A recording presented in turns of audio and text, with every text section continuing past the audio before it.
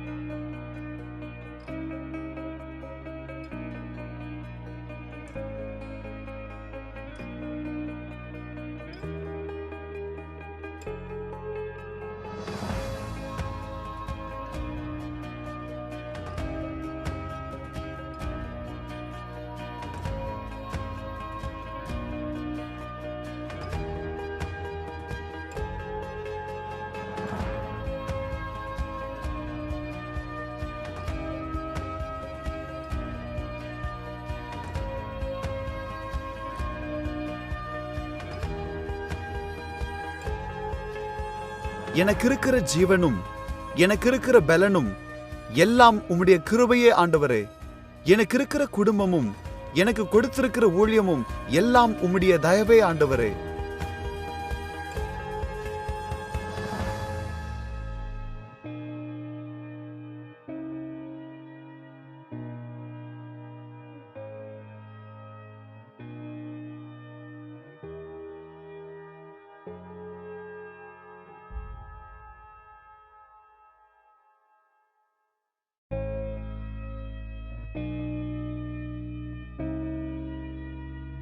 ஒரு சூரியனின் வெளிச்சம் பூமி அனைத்திற்கும் வெளிச்சம் கொடுக்க போதுமானதா இருக்கும் என்றால், கல்வாரி சிலுவையிலே சிந்தின இயேசுவின் ரத்தம் மனுக்குலத்தில் இருக்கிற சகல ஜனங்களுடைய பாவங்களை மன்னித்து ரட்சிக்க அது போதுமானதாய் காணப்படுகிறது.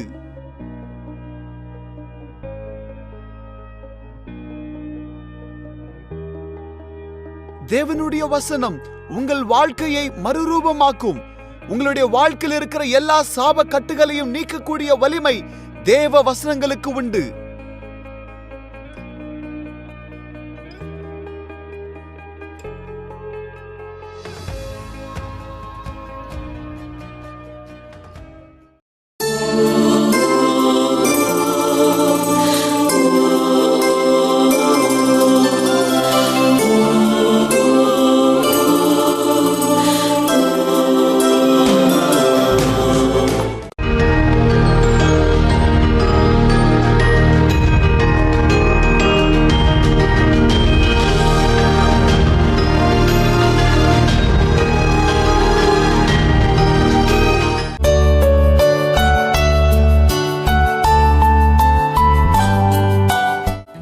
Today the topic is, who is a backslider? Why do people backslide? The way home for a backslider, how can they get back to God? இந்த நாளுடைய தலைப்பு, பின்மாற்றக்காரர்கள் என்றால் யார், ஏன் அவர்கள் பின்மாற்றத்தில் இருக்கிறார்கள், மறுபடியும் பிதாவினிடத்தில் வர என்ன செய்ய வேண்டும் என்பதை குறித்து பார்க்க போகிறோம். Who is a backslider? யார் பின்மாற்றக்காரர்? Once upon a time he is a church goer. ஒரு காலத்தில் அவர் சபைக்கு போய் கொண்டிருந்த மனிதர். The prayerful people. ஜெபிக்கிற ஒரு மனிதன்.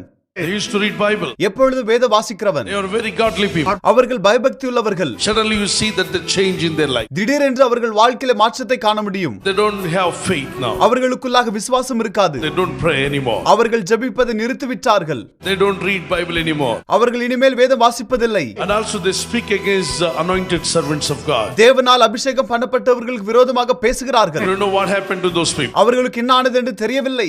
Those people are called backsliders. அப்படிப்பட்ட ஜனங்களை பின்மாற்றக்காரர்கள் என்று அழைக்கிறோம். It is called backsliding. அதுதான் பின்மாற்ற அனுபவம். Those who fall into Satan's attack. யாரெல்லாம் பிசாசினால் வீழ்த்தப்பட்டார்களோ அவர்கள்தான். The backslider have these qualities. பின்மாற்றக்காரர்களுக்கு இந்த குணங்கள் இருக்கும். What are those qualities? அவைகள் என்ன தெரியுமா? The first one. முதலாவதாக, they are attacked by Satan. அவர்கள் பிசாசினால் தாக்கப்பட்டார்கள். They gave chance for Satan. அவர்கள் பிசாசுக்கு இடம் கொடுத்தார்கள்.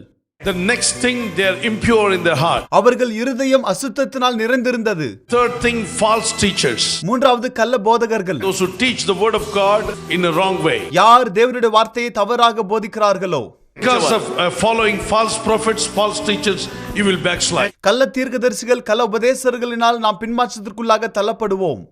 Because of evil companions. தீய நட்பினாலே தள்ளப்படுவோம். You have evil companions, you will become backslider one day. உங்களுக்கு தீய நட்பு காணப்பட்டால் ஒரு நாளிலே நிச்சயம் பின்மாற்றத்திற்குள்ளாக Those போவீர்கள். who don't love God, if you friendship with them, you will also stop loving God. தேவனை நேசிக்காமல் தீய நட்பு கொண்டிருந்தால் நிச்சயமாக ஒரு நாளிலே நாம் பின்மாற்றத்திற்குள்ளாக தள்ளப்படுவோம். And the pleasures of sin, next one. பாவத்தின் இன்பத்தை அதிகமாக விரும்புகிற அனுபவம். The sixth one, materialism. ஆறாவது பொருளாசை கொண்டிருப்பது. These are the 6 items that make a believer to be backslide. இந்த 6 காரியங்கள் ஒரு விசுவாசியை பின்மாற்றத்திற்குள்ளாக தள்ளுகிறது. Because of these 6 things, a believer will go away from God's love. இந்த 6 காரியங்களினாலே ஒரு விசுவாசி தேவனுடைய அன்புக்கு தூரமாக போகிறான். This is the first thing will take place in their life. இதுதான் அவர்கள் வாழ்க்கையில நடைபெறுகிற முதல் காரியமா இருக்கிறது. His thoughts turn from God. அவர்கள் சிந்தை தேவனுக்கு தூரமாய் இருக்கிறது. And they don't afraid of death, and they don't think that death will come. Fearlessly they live. They don't honor God. They don't honor parents. They don't honor elders. They live like a rebellious people. அவர்கள் பெற்றோர்களுக்கும் பெரியவர்களுக்கும் குடும்பத்தாருக்கும் கீழ்ப்படியாமல் தேவனுக்கு பயப்படாமல் நித்தியத்தை குறித்தும் நரகத்தை குறித்தும் எந்த விதமான நம்பிக்கை இல்லாமல் தங்கள் விருப்பம் போல முரட்டாட்டமுள்ள குணத்தோடு வாழ்வார்கள். And the next one, அடுத்தபடியாக he neglects his private duties. அவர்களுடைய வேலைகளை அவர்கள் புறக்கணிப்பார்கள். He will completely neglect private duties. அவர்களுடைய கடமைகளை அவர்கள் புறக்கணிப்பார்கள். He will not complete his duties. அவர்கள் கடமையை செய்து முடிக்க The மாட்டார்கள். attitude will change. அவர்கள் அணுகுமுறை மாறிவிடும். Third one, மூன்றாவதாக, if you find any Christian praying, he will shun them, he will hate them. ஜெபிக்கிற வண்ணமாக ஒரு கிறிஸ்தவனை பார்த்தால் அவர்கள் மேல் கோபம் கொள்வார்கள், அவர்களை வெறுப்பார்கள். He always hates those who pray well. நன்றாக ஜெபிக்கிறவர்களை எப்பொழுதும் இவர்கள் அதிகமாக வெறுப்பார்கள். Neglects his private duty. தங்களுடைய கடமைகள் அவர்கள் புறக்கணிப்பார்கள். He shuns a warm Christian. பக்தியில் அனலுள்ள ஒரு கிறிஸ்துவனை அவர்கள் வெறுப்பார்கள். He avoids his public duties. அவர்களுடைய பொது பணியை அவர்கள் புறக்கணிப்பார்கள். The fifth one, he criticizes other Christians. ஐந்தாவதாக, மற்ற கிறிஸ்தவர்கள் அவர்கள் கேலி The செய்வார்கள். sixth one, ஆறாவதாக, he seeks out the wrong crowd. He'll go after the wrong crowd, not the right crowd. தவறான கூட்டத்தாரோடு சேர்வார்கள், நல்லவர்களோடு சேராமல் தவறானவர்களோடு Try சேர்வார்கள். to go and involve with the wrong people. தவறானவர்களோடு அவர்களுடைய ஐக்கியம் காணப்படும். Seventh point, ஏழாவதாக, he uses carnal and selfish and lustful speech. இச்சையுள்ள மாம்சீக வார்த்தைகள் சிந்தனைகளினால் He நிறைந்திருப்பார்கள். always speak about the lustful things, the carnal things of the world. எப்பொழுதும் உலகத்தரமான இச்சைகள் சேர்ந்த வார்த்தைகளை பேசிக் கொண்டிருப்பார்கள். A Christian who is speaking about filthy words, you should understand his status, he is backsliding. ஒரு கிறிஸ்தவன் அசுத்த வார்த்தைகளை பேசுகிறான் என்றால் அவனுடைய ஆவிக்குரிய நிலைமை என்பதை நீங்கள் எளிதாக He பகுத்தறியலாம். was a fallen Christian, அவர்கள் விழுந்து போன கிறிஸ்தவர்கள், fallen angel, விழுந்து போன தேவதூதர்களைப் போல fell down from his God's presence. தேவதூதர்கள் தேவ பிரசன்னத்திலிருந்து விழுந்து And the போனார்கள். eighth one, எட்டாவதாக, he sins openly வெளிப்படையாக அவர்கள் பாவம் செய்வார்கள். because he is a backslider. ஏனென்றால் அவர்கள் பின்மாற்றக்காரர்கள். He lost his faith. அவர்கள் விசுவாசத்தை எழுந்து போனார்கள். Ninth one, he becomes hardened, ஒன்பதாவதாக, அவர்கள் கடினமாய் and he மாறுவார்கள். become hardened in his heart, அவர்கள் இருதயம் கடினமாக மாறிவிடும். and he will not obey anybody. அவர்கள் யாருக்கும் கீழ்ப்படிய மாட்டார்கள். Means he was once upon a time, he was a good Christian, churchgoer, Bible reader, prayer warrior. He has a faith, he pleased God. Then after for a while he had a bad company with other people, and slowly he stopped reading Bible, slowly he stopped going to prayer, and then he stopped going completely to the church. He was thinking going to church and worshiping God is a waste of time. That means devil already attacked. So these kind of people, when you find them, you should understand they are backsliders. So they have went away from God. So you need to be careful with them. If you friendship with them, they will also take away the faith in your heart. ஒரு காலத்தில் இவர்கள் நன்றாக ஜெபித்து வேதம் வாசித்து பக்தியிலே நிலைத்திருந்தவர்கள் தான், தேவனை பிரியப்படுத்தினவர்கள். ஆனால் நாளடைவிலே தீய நட்பினாலே அவர்கள் தேவனுக்கு தூரமாக போனார்கள். ஜெபிப்பதை, வேதம் வாசிப்பதை, பரிசுத்த வாழ்க்கையை அவர்கள் தவறவிட்டார்கள்.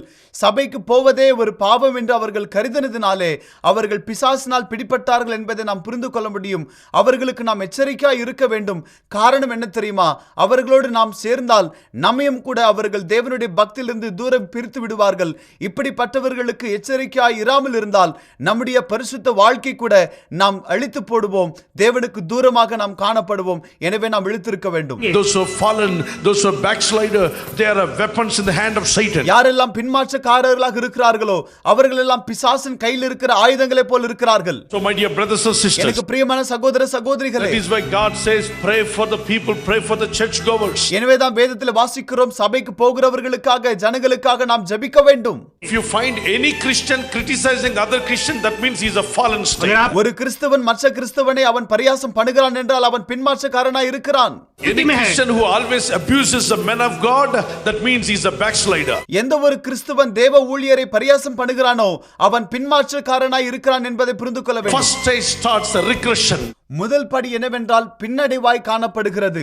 When the regression starts, பின்னடைவு காணப்படும் பொழுது a return to a former or less developed state. பின்னாக இல்லை என்றால் வளராத நிலைமைக்கு போகுதல் என்று அர்த்தம். That means once upon a time God took him out of the slum of filthy things and God saved him. Now he is going back to the filthy things again. ஒரு காலத்திலே இவனை தேவன் பாவ சேற்றிலிருந்து அசுத்தத்திலிருந்து தூக்கி எடுத்தார். ஆனால் இப்பொழுதோ மறுபடி இவன் வேண்டுமென்று அந்த பாவத்திற்குள்ளாக போகிறான் என்று அர்த்தம். Then regression leads to suppression. பின்னடைவு அனுபவம் ஒடுக்கப்படுகிற அனுபவத்திற்குள்ளாக ஒரு மனிதனை கொண்டு போகிறது. When the suppression comes, ஒடுக்கப்படுகிற அனுபவம் வரும் பொழுது you will hate God more and more. தேவனை அதிகமாக வெறுக்க தோன்றும். You will start blaming God. நீங்கள் தேவனை குற்றப்படுத்த ஆரம்பிப்பீர்கள். He is doing nonsense. இவன் புத்தி இல்லாத காரியத்தை செய்கிறான். For everything he will blame God. ஆனால் எல்லாவற்றிற்கும் தேவனை குற்றப்படுத்துவான். If you find anybody who is blaming God, he is a backslider. தேவனை குற்றப்படுத்துகிறதாக நீங்கள் யாரையாகிலும் காண்பீர்கள் என்றால் அவர்கள் பின்மாற்றக்காரர்கள் என்று அர்த்தம். We got nothing to blame God. தேவனிடத்தில் குற்றம் கண்டுபிடிக்க அவர்களிடத்தில் ஒன்றுமில்லை. A loving God, a good God has supplied everything for us. தேவன் அன்பின் சொரூபி நேசிக்கிறவராக இருக்கிறார். அவர்களுக்கு தேவையான சகலத்தையும் அவர் போஷித்தார். We are suffering not because of God, because of sin, because of our wrong decision, because of our filthy friendship. நீங்கள் தேவனால் உபத்திரப்படவில்லை. நீங்கள் செய்த பாவத்தினாலும் உங்களுடைய அக்கிரமத்தினாலும் அசுத்த கிரியைகளினால் தான் நீங்கள் வேதனைப்படுகிறீர்கள். So my dear brothers and sisters, எனக்கு பிரியமான சகோதர சகோதரிகளே, the action of suppressing something such as any activity, நாம் செய்ய வேண்டிய காரியங்களை செய்யாமல் ஒடுங்கி இருப்பதுதான் ஒடுக்கப்படுகிற அனுபவமா இருக்கிறது. and then comes the next state, goes to the repression. அடுத்த படிதான் அடக்குமுறையாக காணப்படுகிறது. The action of subduing someone மற்றவர்களை அடக்க நினைப்பது then leads the depression. மன அழுத்தத்திற்குள்ளாக இது கொண்டு போகும். Act of lowering something. மற்றவர்களை குறைவாக நினைப்பது. And depression means hopelessness. மன அழுத்தம் என்றால் நம்பிக்கையில்லாத சூழ்நிலை. No future hope. எதிர்கால நம்பிக்கையில்லாத ஒரு அனுபவமா இருக்கிறது. This kind of people, those who reach the depression, they are opening doors for demons to come and rule them. எந்த ஒரு மனுஷன் மன அழுத்தத்திலே காணப்படுகிறானோ அவன் தன்னுடைய வாழ்க்கையில பிசாசு வரும்படியாக வாசலை திறக்கிறவனா இருக்கிறான். So from depression state, மன அழுத்த அனுபவத்திலிருந்து if you find anybody, those who are depression, call them to church immediately. மன அழுத்தத்திலே நீங்கள் யாரையாகிலும் காண்பீர்கள் என்றால் அவர்களை சபைக்கு அழையுங்கள். Bring them to church. அவர்களை சபைக்கு கொண்டு வாருங்கள். If not, they will be forever, they will be lost. இல்லை என்றால் அவர்கள் நித்தியமாக அவர்கள் அழிந்து போவார்கள். Find anybody in depression, everybody in the family fast and pray for that மன man. அழுத்தத்திலே ஒரு மனிதன் நீங்கள் காண்பீர்கள் என்றால் நீங்கள் குடும்பமாக அந்த மனிதனுக்காக உபவாசித்து ஜெபம் பண்ண வேண்டும். Don't blame them. அவர்களை குற்றப்படுத்த வேண்டாம். You pray for them. அவர்களுக்காக ஜெபியுங்கள். Command them. அவர்களுக்கு ஆலோசனை சொல்லுங்கள். Pray for them. அவர்களுக்காக ஜெபியுங்கள். Try to show love. அவர்களுக்கு அன்பு காண்பியுங்கள். And the next comes அடுத்தபடியாக depression. Of what does it come? மன அழுத்தம் பிறகு என்ன வரும் தெரியுமா? Oppression. ஒடுக்குமுறை காணப்படும். Process. ஒடுக்குற அனுபவம் காணப்படும். State of being subject to wrong things in the world, உலகத்திலே காணப்படுகிற தவறான காரியங்களுக்கு வசப்படுகிற ஒரு அனுபவமா or இருக்கிறது. treatment, or to subjection to something else in the world. பாவ காரியங்கள் கள்ள போதங்களுக்கு வசப்படுகிற அனுபவம். So you may be addicted to so many evil things in the world. உலகத்தில் இருக்கிற தீய காரியங்களுக்கு நீங்கள் வசப்பட்டு இருக்கலாம். Some people addicted to drugs, சிலர் போதை பழக்கத்திற்கு அடிமையாக இருப்பார்கள். some people for pornography, சிலர் ஆபாச படங்களுக்கு அடிமையாக இருப்பார்கள். some people after unnecessary filthy things of the world, சிலர் உலகத்தில் இருக்கிற அவசியமில்லாத தீய பழக்கங்களுக்கு அடிமைகளாக இருப்பார்கள். and filthy movies, அசுத்த திரைப்படங்களுக்கு. and all days they desire only filthy things, not good things. எப்பொழுதும் இவர்கள் தீய காரியங்களை நேசிப்பார்கள், நல்ல காரியங்களை நேசிப்பதில்லை. And if they say that you will go to hell, yes, I am okay. நீங்கள் நரகத்து போவீர்கள் என்று சொன்னால் பரவாயில்லை, நான் நரகத்து போக ஆயத்தம் என்று சொல்வார்கள். Because they don't think that the hell is a burning, tormenting place. அது எரிகிற வேதனைக்குரிய இடம் என்பது அவர்களுக்கு தெரியாது. From this status to the other one is submission. That's more dangerous. ஒடுக்குமுறையின் அனுபவத்திலிருந்து அடுத்த அனுபவம் என்ன தெரியுமா? நம்மையே நாம் ஒப்பு கொடுக்கிற அந்த அனுபவத்திற்குள்ளாக கடந்து போவோம். An action or a fact of accepting something else. ஒரு காரியத்தை நாம் ஏற்றுக்கொள்கிற அனுபவமா இருக்கிறது. You accept all the demonology or the demons and evil spirits into your body. பிசாசுடைய காரியங்களை பிசாசுகள் உங்களுடைய சரீரத்தில் ஏற்றுக்கொள்கிற அனுபவம். The next comes the position. அடுத்ததுதான் வசப்படுகிற அனுபவமா இருக்கிறது. Demons will possess you. The state of being controlled by a demon or a spirit. பிசாசினாலும் பிசாசினுடைய தூதர்களினாலும் நாம் ஆழ்த்தப்படுகிற கட்டுப்பாட்டுக்குள்ளாக இருக்கிற அனுபவத்தை குறிக்கிறது. A state of being controlled by a demon or a spirit. பிசாசினாலும் பிசாசினுடைய தூதர்களினாலும் கட்டுப்படுத்தப்படுகிற ஒரு அனுபவமா இருக்கிறது. In this condition, people they don't like to come to God anymore. இப்படிப்பட்ட சூழ்நிலையில் இருக்கிறவர்கள் தேவனிடத்தில் வர விரும்ப மாட்டார்கள். Their name is Elijah. ஒருவேளை அவர்கள் பேர் எலியாவாக இருக்கலாம். Their name is Joshua. யோசுவாவாக இருக்கலாம். Some may be. சிலர் யோவானாக கூட இருக்கலாம். Some people may be Daniel. சிலர் பெயர் தானியேலாக கூட So இருக்கலாம். many good names. நல்ல நாமங்கள் கொண்டிருக்கலாம். Biblical name. வேதாகம பெயர்களை But கொண்டிருக்கலாம். they are lost soul. அவர்களுடைய ஆத்துமாவை எழுந்து They போனார்கள். went away from God's presence. தேவ பிரசன்னத்திலிருந்து அவர்கள் தூரமாக They போனார்கள். backslided. பின்மாற்றத்திற்குள்ளாக போனார்கள். சிலர் என்னிடத்தில் சொல்வார்கள், ஐயா இவர் நன்றாக சபைக்கு வந்து கொண்டிருந்தார், வேதத்தை வாசித்துக் கொண்டிருந்தார், பரிசுத்தமாக வாழ்ந்து கொண்டிருந்தார், ஆனால் இப்பொழுது அவர் தேவனுக்கு தூரமாய் போய்விட்டார், ஜெபிப்பதில்லை, வேதம் வாசிப்பதில்லை, பரிசுத்தமாக வாழ்வதில்லை, தேவனுக்கு சாட்சியாக வாழ்வதில்லை. ஆனால் இப்பொழுது அவசியமில்லாத காரியங்களை பேசிக் கொண்டு இருக்கிறார், மற்றவர்களை வேதனைப்படுத்துகிற காரியங்கள் பேசுகிறார், துக்கப்படுத்துகிற காரியங்களை பேசிக் கொண்டு இருக்கிறார். அவருடைய வார்த்தைகள் அநேகரை வேதனைப்படுத்திக் கொண்டிருக்கிறது. இப்பொழுது அவசியமில்லாத பாவ காட்சிகளை காண்கிறார், அசுத்த திரைப்படங்களை அவர் காண்கிறார். இதனாலே அவருடைய வாழ்க்கையிலே பிசாசுக்கு அவர் வழிவகுக்கிறார். அவர் பிசாசினால் வாதிக்கப்பட்டு தன்னுடைய ஆவிக்குரிய வாழ்க்கையை எழுந்து போனார். ஒருவேளை நீங்கள் நினைக்கலாம், எப்படி பக்தியில இருந்தவர், பரிசுத்த வாழ்க்கை வாழ்ந்தவர், தேவனுக்கு ஏற்புடைய வாழ்க்கை வாழ்ந்தவர் தேவனுக்கு தூரமாக போகலாம், எப்படி அவரை பிசாசு பிடிக்கலாம் என்று நீங்கள் நினைக்கலாம். வேதத்திலே வாசிக்கும் பொழுது யூதாஸ் காரியத் என்கிற ஒரு சீடன் இருந்தான். அவன் இயேசுவை பின்பற்றினான். தன் குடும்பத்தை, தன்னுடைய குடும்பத்தாரை எல்லாரையும் விற்று இயேசுவே தேவன் என்று சொல்லி பின்பற்றினவன் தான். ஆனால் அவன் வழி விலகி போனதினாலே 30 வெள்ளி காசுக்கு ஆண்டவராக இயேசு கிறிஸ்துவை காட்டிக் கொடுத்தார். இயேசு கிறிஸ்துவானவர் எங்கு இருக்கிறார், அவர் எங்கு ஜெபம் பண்ணி கொண்டிருக்கிறார், எப்படி போனால் அவரை பிடிக்க முடியும் என்கிற காரியத்தை அவன் சொன்னான். எனவே எப்படிப்பட்டவனாய் இருப்பினும் பின்மாற்றத்திற்குள்ளாக போக முடியும்.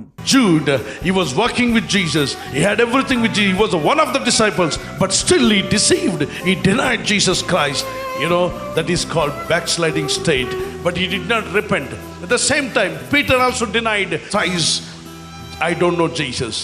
But even though Peter denied Jesus thrice, but he repented. He returned to God. He realized that he has done a mistake and he said, Jesus, forgive me. He got saved. இயேசுவின் சீடனாகிய யூதாஸ் காரியோத்து பாவம் செய்து பின்மாற்றத்திற்குள்ளாக போனான். ஆனால் அவன் மனம் மாறவில்லை. ஆனால் மற்றொரு சீடனாகிய பேதுருவோ 3 முறை இயேசுவை மறுதலித்தான், பின்மாற்றத்திற்குள்ளாக போனான். ஆனால் மறுபடியுமாக தேவனிடத்தில் திரும்பி வந்து மனம் திரும்பி, ஆண்டவரே நான் பாவி, என்னை மன்னியும் என்று கேட்டு மனஸ்தாபப்பட்டு மறுபடியுமாக தேவன் அவனை வைத்த ஸ்தானத்திற்குள்ளாக அவன் வந்தான். இதுதான் பின்மாற்றத்திலிருந்து வெளியில வருகிற அனுபவமா இருக்கிறது. Both the people backslided. இருவரும் பின்மாற்றத்திற்குள்ளாக போனார்கள். Both of them denied. இருவரும் இயேசுவை மறுதலித்தார்கள். One fellow repented, other fellow did not repent. ஒருவன் மனம் திரும்பினான், மற்றொருவனோ மனம் திரும்பவில்லை. You return to Jesus and say, Lord, I am forgive me, Lord, I am sorry. You will be saved. You will get the joy of salvation.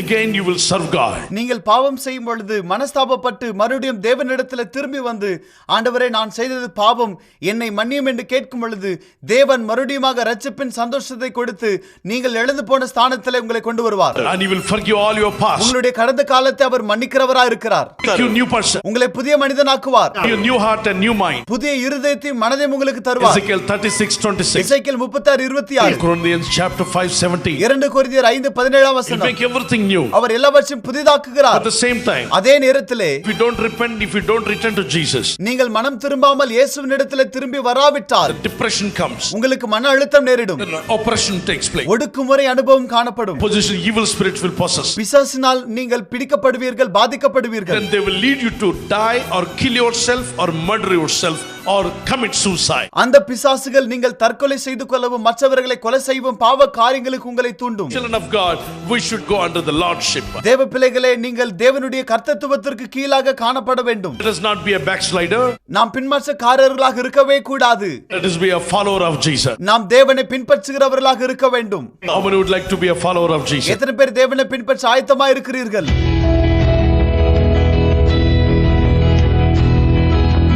One hand on your chest. ஒரு கையை இருதயத்தின் மேல் வையுங்கள். Let me never go away from you. ஆண்டவரே, நான் உங்களுக்கு தூரமாக போகவே Let கூடாது. me never deny you, Lord. நான் உம்மை புறக்கணிக்க கூடாது I ஆண்டவரே. don't want to live a life of backslide. ஆண்டவரே, பின்மாற்ற வாழ்க்கை நான் எப்பொழுதும் வாழவே கூடாது. Lord, even though the Peter denied, but he repented. ஆண்டவரே, பேதுரு உம்மை மறுதலித்தாலும் மறுபடியுமாக மனம் திரும்பினான் ஆண்டவரே. Lord, like Peter, I also repent today. பேதுருவை போல நானும் இந்த நாளில் மனம் திரும்புகிறேன். Oh Lord, if I denied you, forgive me. ஆண்டவரே, நான் உம்மை மறுதலித்திருந்தால் என்னை மன்னிப்பீராக. If I disobeyed you, forgive me. நான் கீழ்ப்படியாதிருந்தால் என்னை மன்னிப்பீராக. Pray from the depth of your heart, my brother. உங்கள் இருதயத்தின் ஆழத்திலிருந்து ஜெபிங்கள் From சகோதரரே. the depth of your heart, my sister. இருதயத்தின் ஆழத்திலிருந்து ஜெபிங்கள் சகோதரியே. One hand to the Lord Jesus. ஒரு கையை வானத்து நேராக உயர்த்துங்கள். Lord, I don't want to be possessed by demons and evil spirits. ஆண்டவரே, பிசாசினால் நான் பிடிக்கப்படக்கூடாது.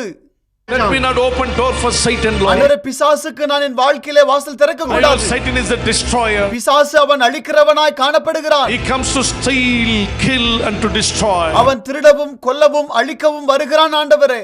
Father, I need you.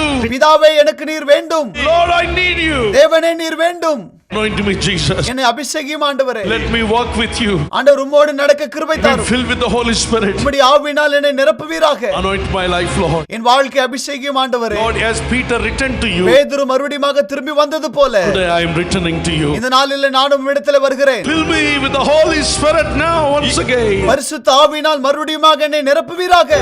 Revive my heart once again. என் இருதயத்தை மறுபடியுமாக புதுப்பியும் ஆண்டவரே.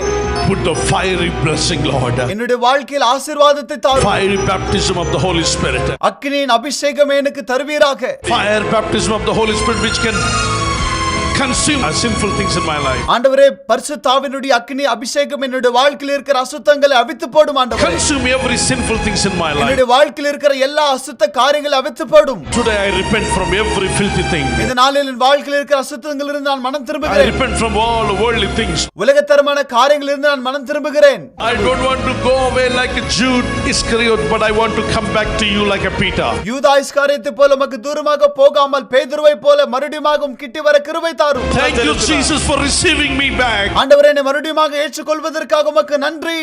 Once again, give me power of the Holy Spirit. ஆண்டவரே, பரிசுத்த ஆவியினுடைய வல்லமையை மறுபடியும் எனக்கு தருவீராக. As you revive the backslided disciples again, Lord, revive me. ஆண்டவரே, பின்மாற்றத்தில் இந்த சீடர்களை புதுப்பித்தது போல என்னையும் புதுப்பிப்பீராக.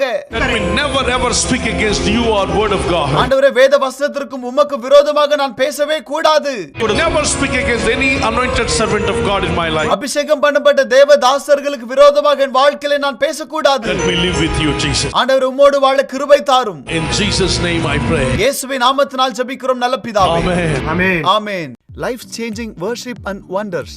லைஃப் சேஞ்சிங் ஆங்கில ஆராதனைக்கு அன்புடன் வரவேற்கிறோம். விலாசம் மில்லேனியம் கார்டன்ஸ். பிரதி ஞாயிறு காலை 8 to 10 வரை அபிஷேகிக்கப்பட்ட போதகர் PJ ஸ்டீஃபன் பால் அவர்களால் இந்த ஆராதனைகள் நடத்தப்படும்.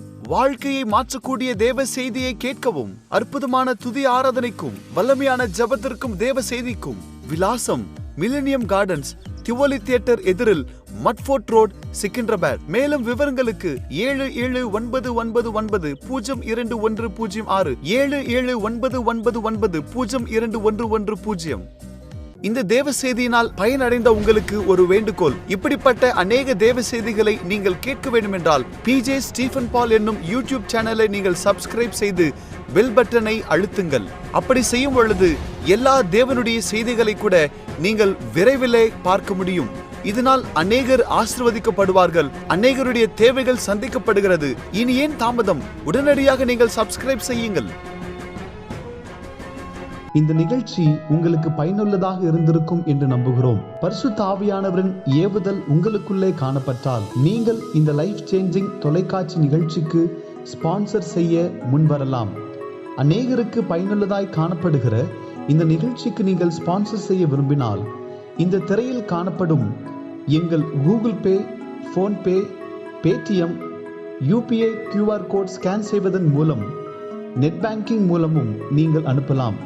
எங்கள் கூகுள் பே எண் 9914909445.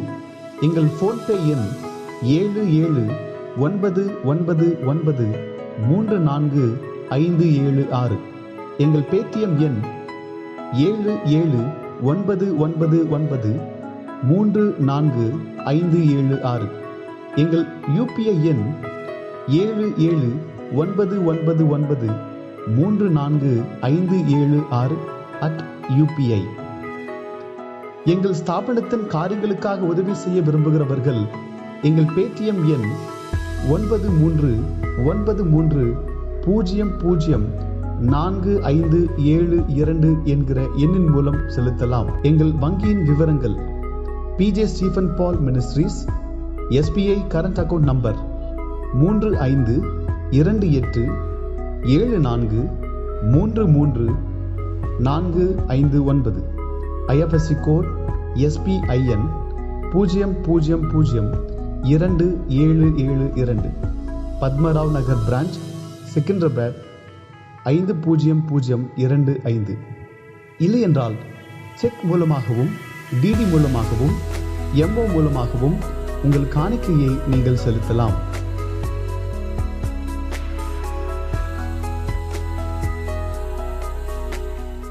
உங்களுடைய ஜெப உதவிக்கு திரையில் காணும் அலைபேசி எண்ணை நீங்கள் தொடர்பு கொள்ளுங்கள். உங்களுக்காக நாங்கள் ஜெபிக்க ஆயத்தமாய் இருக்கின்றோம். PJ Stephen Paul என்னும் முகநூல் பக்கத்தின் மூலமாகவும், PJ Stephen Paul Ministries என்னும் யூடியூப் சேனல் மூலமாகவும், pjstephenpaul.org என்னும் இணையதளத்தின் மூலமாகவும் தேவனுடைய வார்த்தைகளை கேட்டு நீங்கள் பயன்பெறுங்கள். அன்பான நேயர்களே, இந்த கனமான ஊழியத்தை செய்யும் எங்கள் குடும்பத்திற்காக உங்களுடைய தனிப்பட்ட ஜெபத்திலே ஜெபிக்க வேண்டும் என்று அன்புடன் கேட்டுக்கொள்கிறோம்.